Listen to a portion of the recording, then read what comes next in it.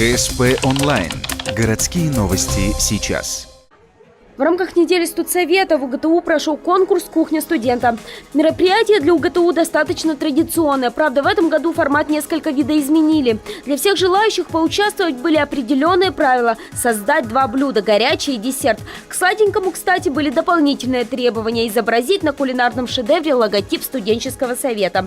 И сделать это нужно было не из чего захочется, а из четкого перечня продуктов. Из первого блюда это было, как правило, мясо и гарнир какой-то, свинина, говядина, курица, были даже кальмары.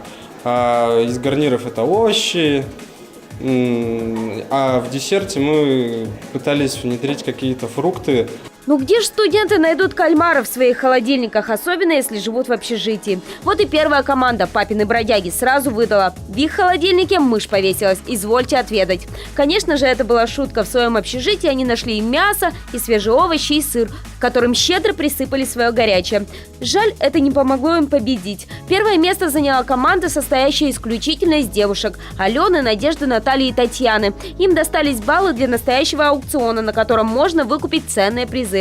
Состоится он в честь закрытия недели студсовета в пятницу, 21 апреля.